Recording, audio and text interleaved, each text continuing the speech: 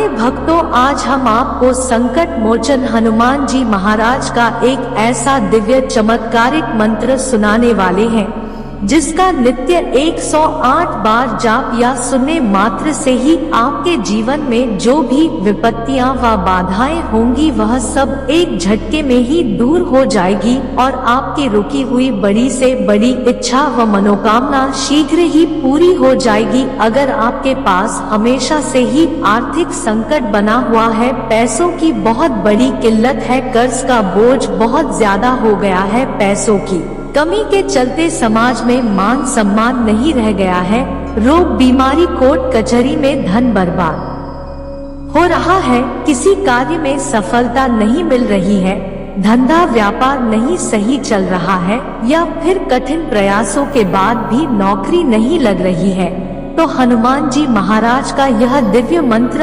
आपके जीवन में चमत्कार के लिए काफी है।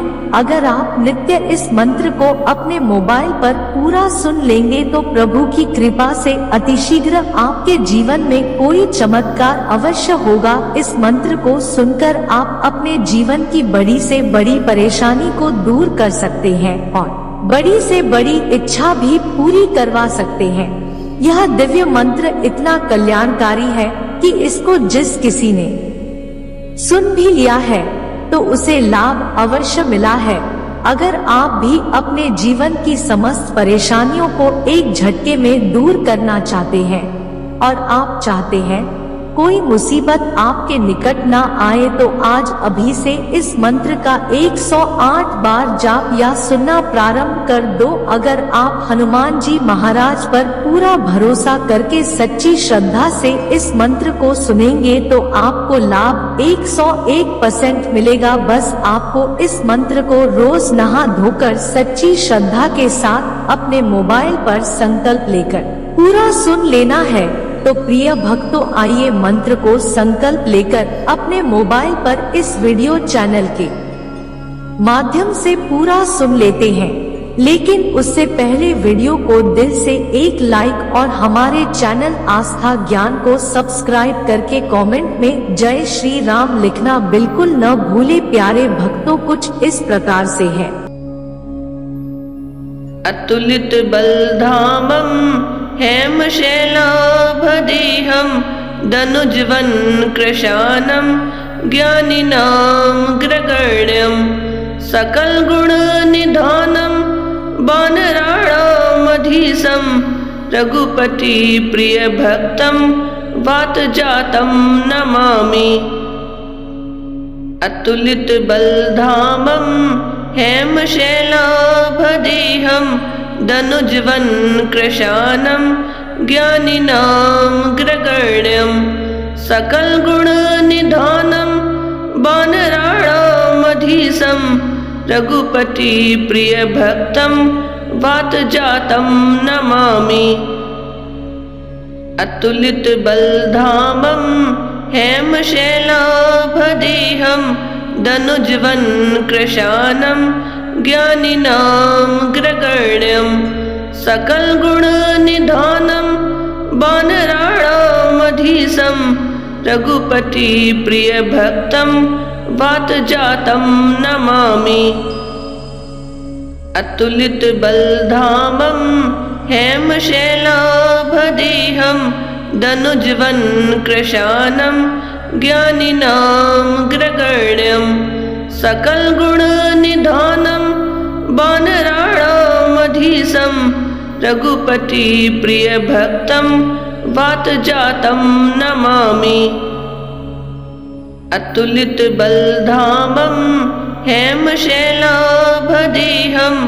दनुजवन कृशानं ज्ञानिनां ग्रगण्यं सकल गुण निधानं वानराणामधीशं रघुपति प्रिय भक्तं वातजातं नमामि। अतुलित बलधामं हेमशैलाभदेहं दनुजवन कृशानं ज्ञानिनां ग्रगण्यं सकल गुण निधानं वानराणामधीशं रघुपति प्रिय भक्तं वातजातं नमामि। अतुलित बलधामं हेमशैलाभदेहं दनुजवन कृशानं ज्ञानिनां ग्रगण्यं सकल गुण निधानं वानराणामधीशं रघुपति प्रिय भक्तं वातजातं नमामि। अतुलित बलधामं हेमशैलाभदेहं दनुजवन कृशानं ज्ञानिनां ग्रगण्यं सकल गुण निधानं वानराणामधीशं रघुपति प्रिय भक्तं वातजातं नमामि। अतुलित बलधामं हेमशैलाभदेहं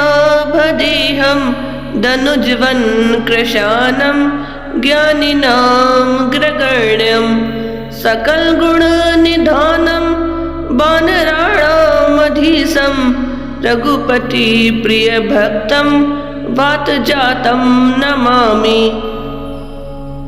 अतुलित बलधामं हेमशैलाभदेहं दनुजवन कृशानं ज्ञानिनां ग्रगण्यं सकल गुण निधानं वानराणामधीशं रघुपति प्रिय भक्तं वातजातं नमामि। अतुलित बलधामं हेमशैलाभदेहं दनुजवन कृशानं ज्ञानिनां ग्रगण्यं सकल गुण निधानं वानराणामधीशं रघुपति प्रिय भक्तं वातजातं नमामि।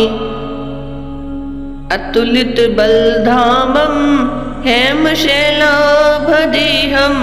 दनुजवन कृशानं ज्ञानिनां ग्रगण्यं सकल गुण निधानं वानराणामधीशं रघुपति प्रिय भक्तं वातजातं नमामि। अतुलित बलधामं हेमशैलाभदेहं दनुजवन कृशानं ज्ञानिनां ग्रगण्यं सकल गुण निधानं वानराणामधीशं रघुपति प्रिय भक्तं वातजातं नमामि।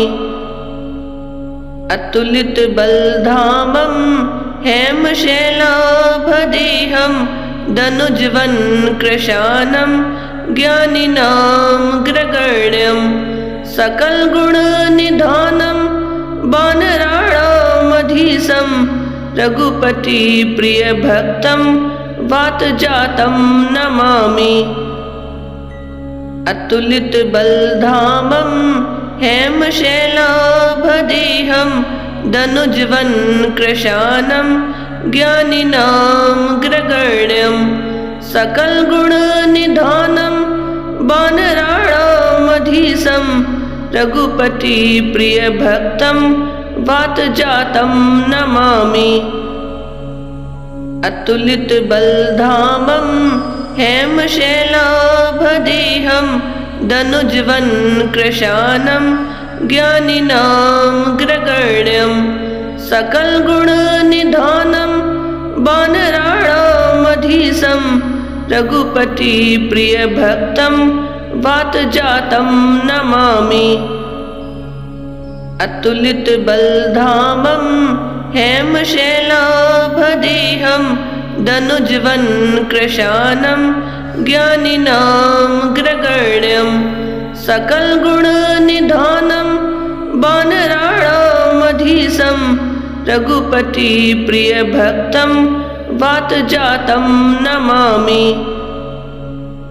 अतुलित बलधामं हेमशैलाभदेहं दनुजवन कृशानं ज्ञानिनां ग्रगण्यं सकल गुण निधानं वानराणामधीशं रघुपति प्रिय भक्तं वातजातं नमामि। अतुलितबलधामं हेमशैलाभदेहं दनुजवन्कृशानं ज्ञानिनामग्रगण्यं सकलगुणनिधानं वानराणामधीशं रघुपतिप्रियभक्तं वातजातं नमामि। अतुलितबलधामं हेमशैलाभदेहं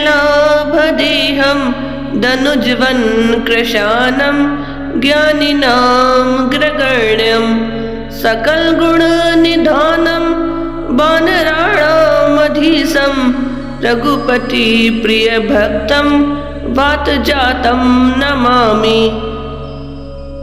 अतुलितबलधामं हेमशैलाभदेहं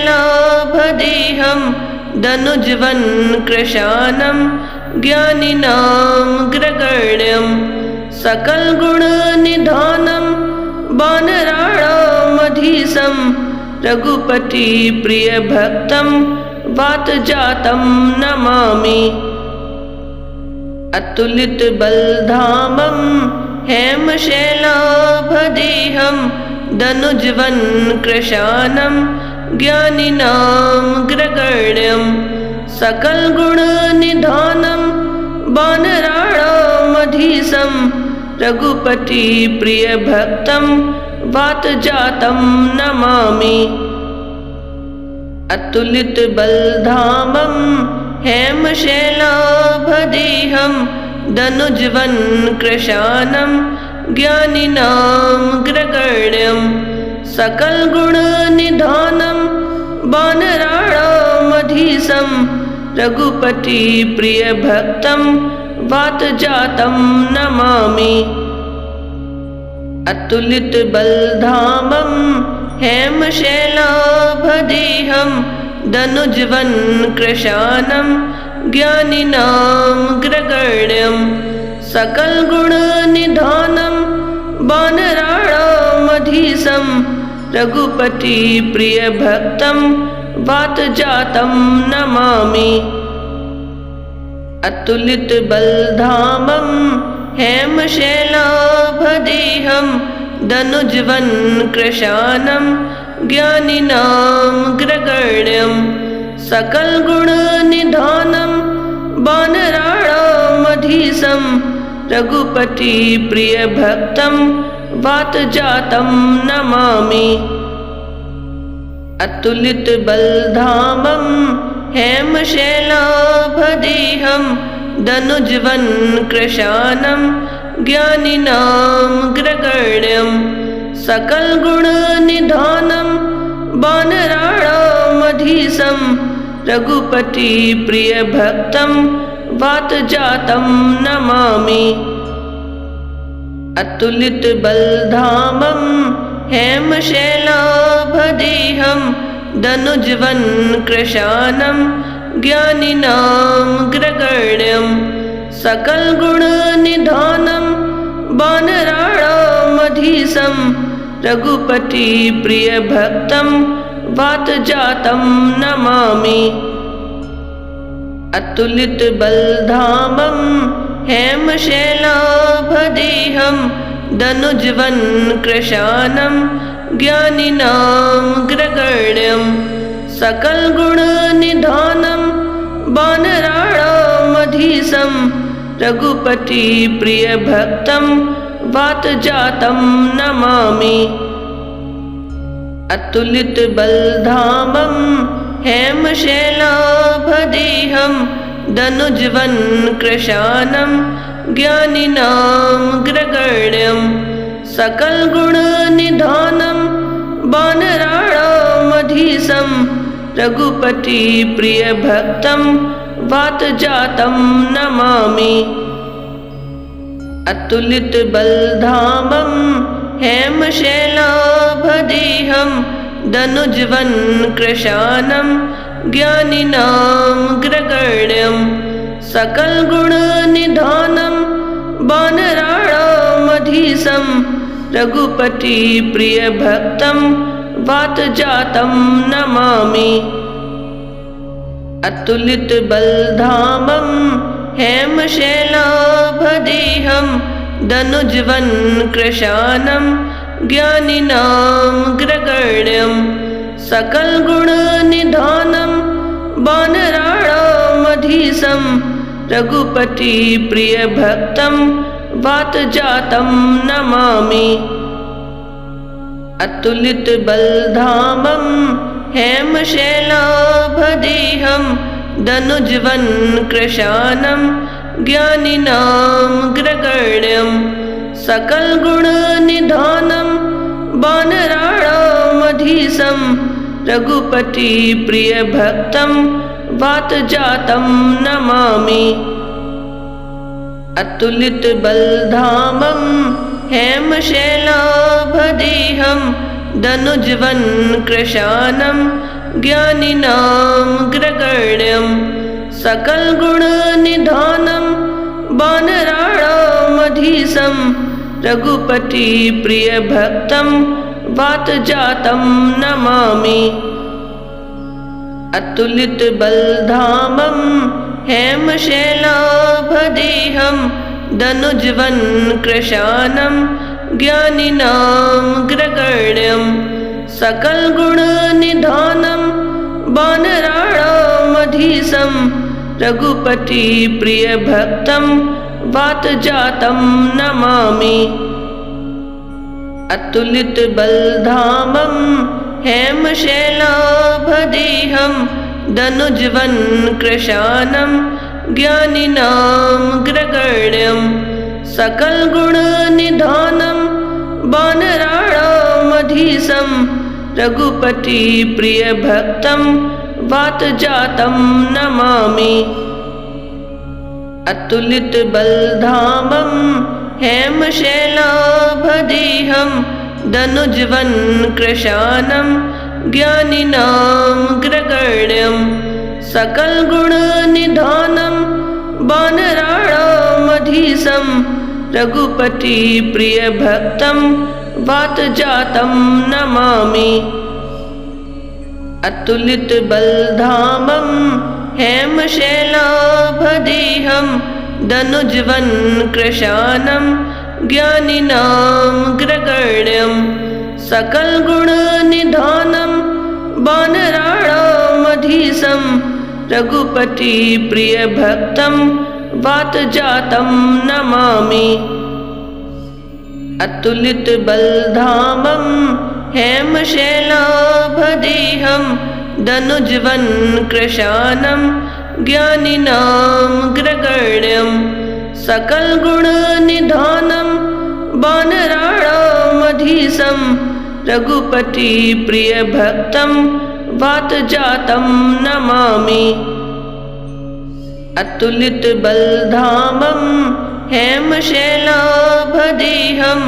दनुज्वन् कृशानं ज्ञानिनामग्रगण्यं सकलगुणनिधानं वानराणामधीशं रघुपतिप्रियभक्तं वातजातं नमामि। अतुलितबलधामं हेमशैलाभदेहं दनुज्वन् कृशानं ज्ञानिनामग्रगण्यं सकलगुणनिधानं वानराणामधीशं रघुपतिप्रियभक्तं वातजातं नमामि। अतुलितबलधामं हेमशैलाभदेहं दनुज्वन् कृशानं ज्ञानिनामग्रगण्यं सकलगुणनिधानं वानराणामधीशं रघुपतिप्रियभक्तं वातजातं नमामि। अतुलितबलधामं हेमशैलाभदेहं दनुज्वन् कृशानं ज्ञानिनामग्रगण्यं सकलगुणनिधानं वानराणामधीशं रघुपतिप्रियभक्तं वातजातं नमामि।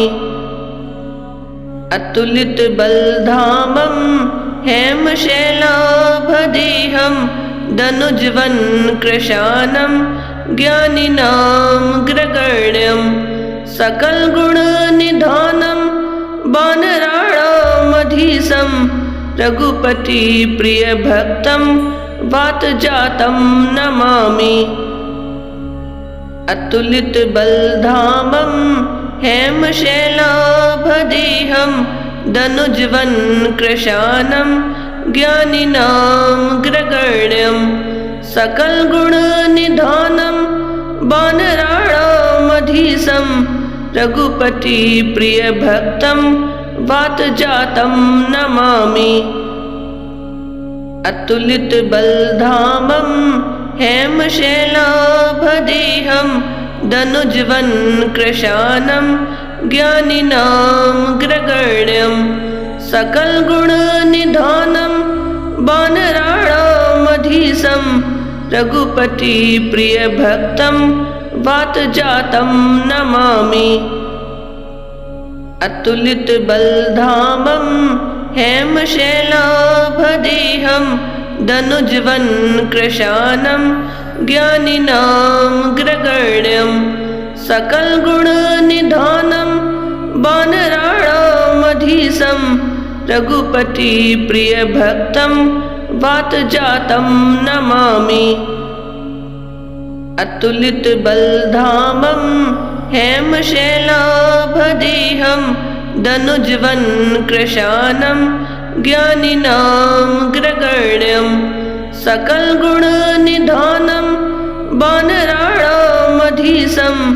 रघुपतिप्रियभक्तं वातजातं नमामि। अतुलितबलधामं हेमशैलाभदेहं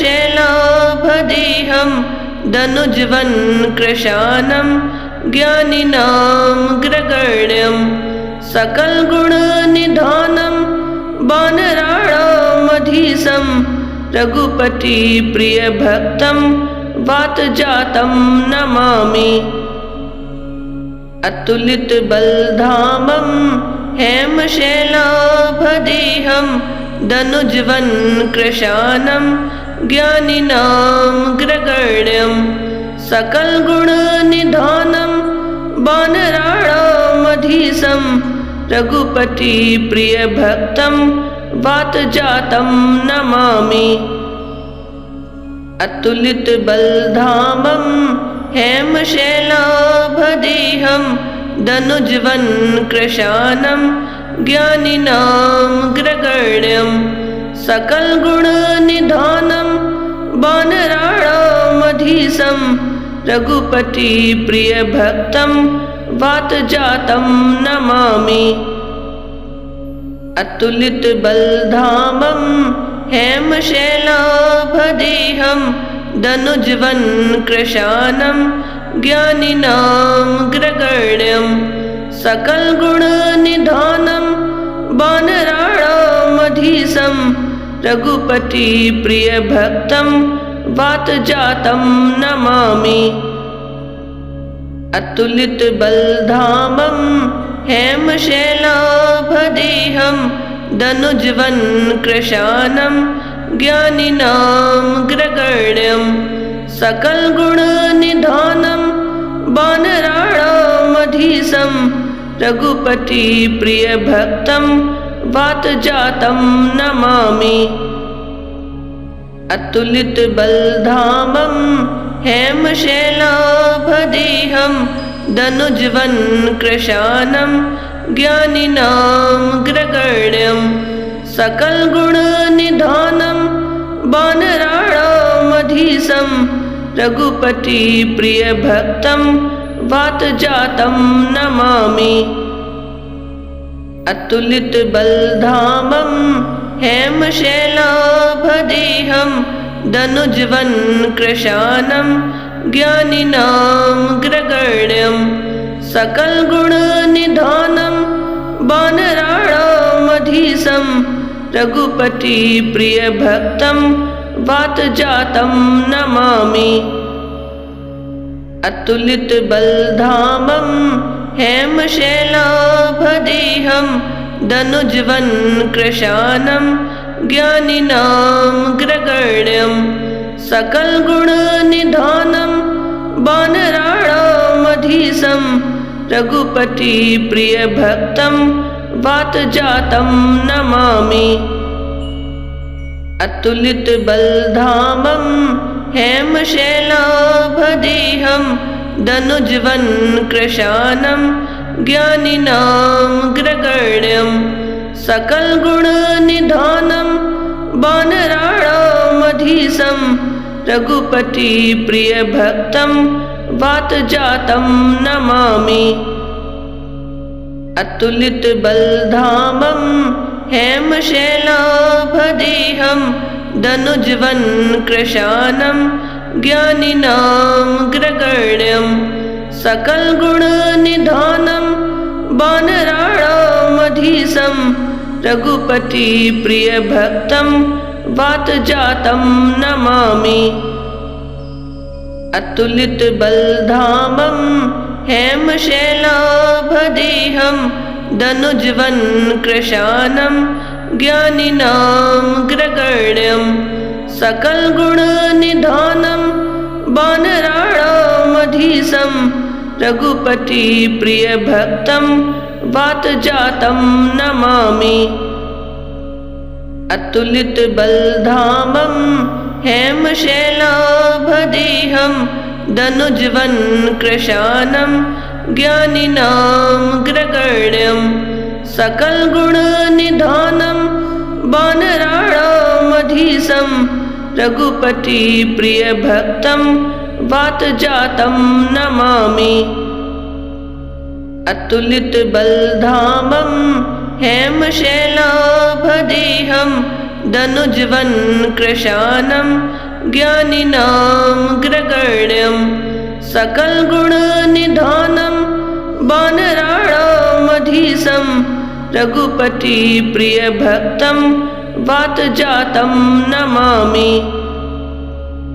अतुलितबलधामं हेमशैलाभदेहं दनुजवनकृशानं ज्ञानिनां ग्रगण्यं सकलगुणनिधानं वानराणामधीशं रघुपतिप्रियभक्तं वातजातं नमामि। अतुलितबलधामं हेमशैलाभदेहं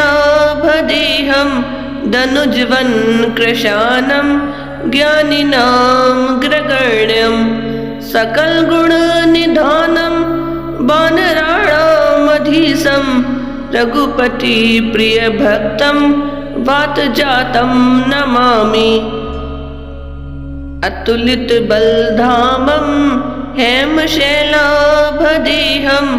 दनुजवनकृशानं ज्ञानिनां ग्रगण्यं सकलगुणनिधानं वानराणामधीशं रघुपतिप्रियभक्तं वातजातं नमामि। अतुलितबलधामं हेमशैलाभदेहं दनुजवनकृशानं ज्ञानिनां ग्रगण्यं सकलगुणनिधानं वानराणामधीशं रघुपतिप्रियभक्तं वातजातं नमामि। अतुलितबलधामं हेमशैलाभदेहं दनुजवनकृशानं ज्ञानिनां ग्रगण्यं सकलगुणनिधानं वानराणामधीशं रघुपतिप्रियभक्तं वातजातं नमामि। अतुलितबलधामं हेमशैलाभदेहं दनुजवनकृशानं ज्ञानिनां ग्रगण्यं सकलगुणनिधानं वानराणामधीशं रघुपतिप्रियभक्तं वातजातं नमामि। अतुलितबलधामं हेमशैलाभदेहं दनुजवनकृशानं ज्ञानिनां ग्रगण्यं सकलगुणनिधानं वानराणामधीशं राणामधीशं रघुपति प्रियभक्तं वातजातं नमामि। अतुलित बलधामं हेमशैलाभदेहं दनुजवन कृशानं ज्ञानिनामग्रगण्यं सकलगुणनिधानं वानराणामधीशं रघुपति प्रियभक्तं वातजातं नमामि। अतुलित बलधामं हेमशैलाभदेहं दनुजवन कृशानं ज्ञानिनामग्रगण्यं सकलगुणनिधानं वानराणामधीशं रघुपति प्रियभक्तं वातजातं नमामि। अतुलित बलधामं हेमशैलाभदेहं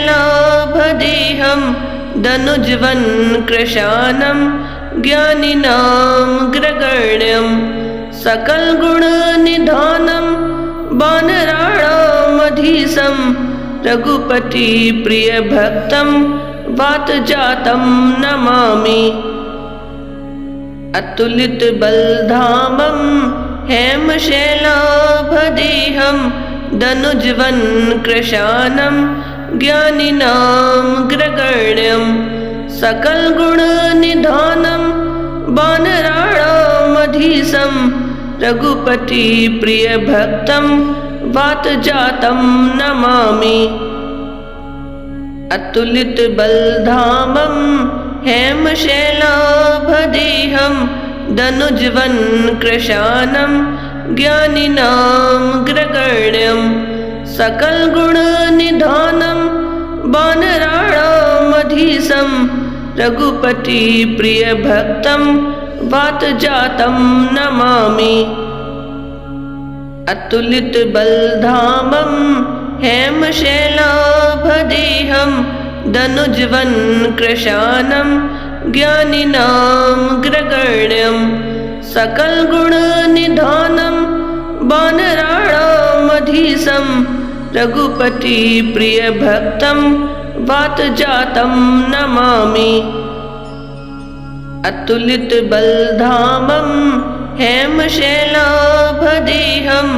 दनुजवन कृशानं ज्ञानिनामग्रगण्यं सकलगुणनिधानं वानराणामधीशं रघुपति प्रियभक्तं वातजातं नमामि। अतुलित बलधामं हेमशैलाभदेहं दनुजवन कृशानं ज्ञानिनामग्रगण्यं सकलगुणनिधानं वानराणामधीशं रघुपति प्रियभक्तं वातजातं नमामि। अतुलित बलधामं हेमशैलाभदेहं दनुजवन कृशानं ज्ञानिनामग्रगण्यं सकलगुणनिधानं वानराणामधीशं रघुपति प्रियभक्तं वातजातं नमामि। अतुलित बलधामं हेमशैलाभदेहं दनुजवन कृशानं ज्ञानिनामग्रगण्यं सकलगुणनिधानं वानराणामधीशं रघुपति प्रियभक्तं वातजातं नमामि।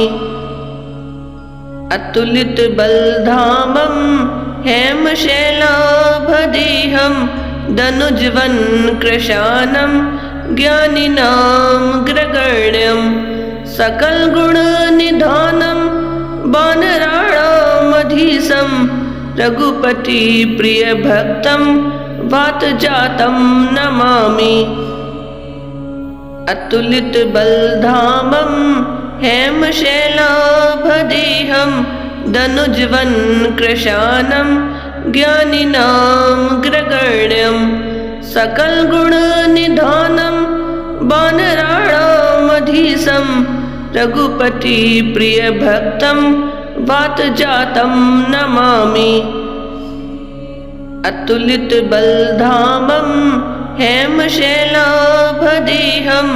दनुजवनकृशानं ज्ञानिनां ग्रगण्यं सकलगुणनिधानं वानराणामधीशं रघुपतिप्रियभक्तं वातजातं नमामि। अतुलितबलधामं हेमशैलाभदेहं दनुजवनकृशानं ज्ञानिनां ग्रगण्यं सकलगुणनिधानं वानराणामधीशं रघुपतिप्रियभक्तं वातजातं नमामि। अतुलितबलधामं हेमशैलाभदेहं दनुजवनकृशानं ज्ञानिनां ग्रगण्यं सकलगुणनिधानं वानराणामधीशं रघुपतिप्रियभक्तं वातजातं नमामि। अतुलितबलधामं हेमशैलाभदेहं दनुजवनकृशानं ज्ञानिनां ग्रगण्यं सकलगुणनिधानं वानराणामधीशं रघुपतिप्रियभक्तं वातजातं नमामि। अतुलितबलधामं हेमशैलाभदेहं दनुजवनकृशानं ज्ञानिनां ग्रगण्यं सकलगुणनिधानं वानराणामधीशं रघुपतिप्रियभक्तं वातजातं नमामि। अतुलितबलधामं हेमशैलाभदेहं दनुजवनकृशानं ज्ञानिनां ग्रगण्यं सकलगुणनिधानं वानराणामधीशं रघुपतिप्रियभक्तं वातजातं नमामि। अतुलितबलधामं हेमशैलाभदेहं दनुजवनकृशानं ज्ञानिनां ग्रगण्यं सकलगुणनिधानं वानराणामधीशं रघुपतिप्रियभक्तं वातजातं नमामि। अतुलितबलधामं हेमशैलाभदेहं दनुजवनकृशानं ज्ञानिनां ग्रगण्यं सकलगुणनिधानं वानराणामधीशं रघुपतिप्रियभक्तं वातजातं नमामि। अतुलितबलधामं हेमशैलाभदेहं दनुजवनकृशानं ज्ञानिनां ग्रगण्यं सकलगुणनिधानं वानराणामधीशं रघुपतिप्रियभक्तं वातजातं नमामि। अतुलितबलधामं हेमशैलाभदेहं दनुजवनकृशानं ज्ञानिनां ग्रगण्यं सकलगुणनिधानं वानराणामधीशं रघुपतिप्रियभक्तं वातजातं नमामि। अतुलितबलधामं हेमशैलाभदेहं दनुजवनकृशानं ज्ञानिनां ग्रगण्यं सकलगुणनिधानं वानराणामधीशं रघुपतिप्रियभक्तं वातजातं नमामि। अतुलितबलधामं हेमशैलाभदेहं दनुजवनकृशानं ज्ञानिनां ग्रगण्यं सकलगुणनिधानं वानराणामधीशं रघुपतिप्रियभक्तं वातजातं नमामि। अतुलित बलधामं हेमशैलाभदेहं दनुज्वन कृशानं ज्ञानिनामग्रगण्यं सकलगुणनिधानं वानराणामधीशं रघुपतिप्रियभक्तं वातजातं नमामि। अतुलित बलधामं हेमशैलाभदेहं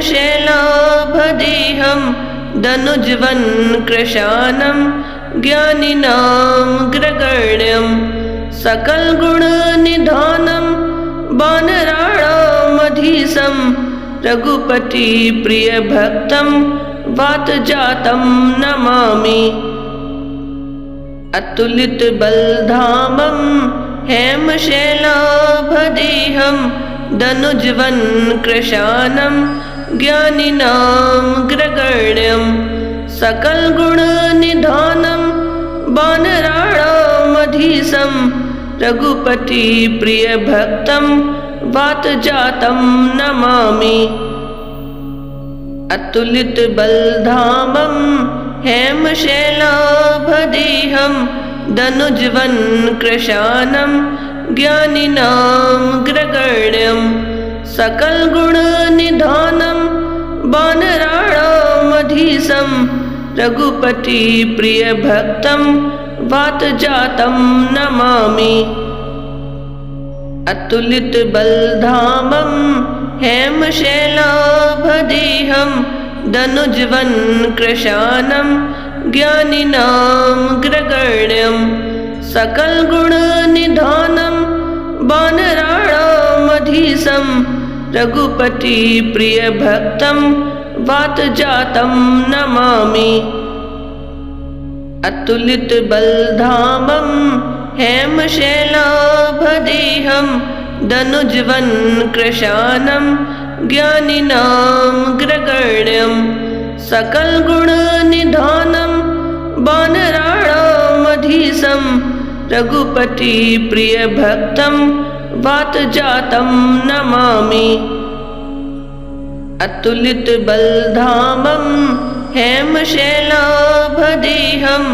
दनुज्वन कृशानं ज्ञानिनामग्रगण्यं सकलगुणनिधानं वानराणामधीशं रघुपतिप्रियभक्तं वातजातं नमामि। अतुलित बलधामं हेमशैलाभदेहं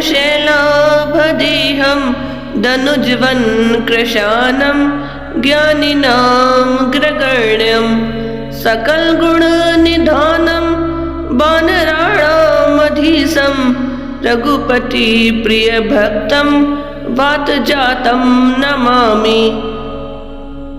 अतुलित बलधामं हेमशैलाभदेहं दनुज्वन कृशानं ज्ञानिनामग्रगण्यं सकलगुणनिधानं वानराणामधीशं रघुपतिप्रियभक्तं वातजातं नमामि। अतुलित बलधामं हेमशैलाभदेहं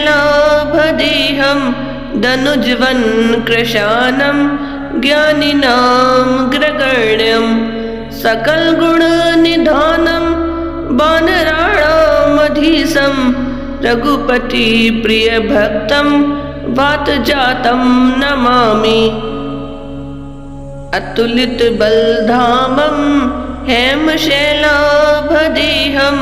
दनुज्वन कृशानं ज्ञानिनामग्रगण्यं सकलगुणनिधानं वानराणामधीशं रघुपतिप्रियभक्तं वातजातं नमामि। अतुलित बलधामं हेमशैलाभदेहं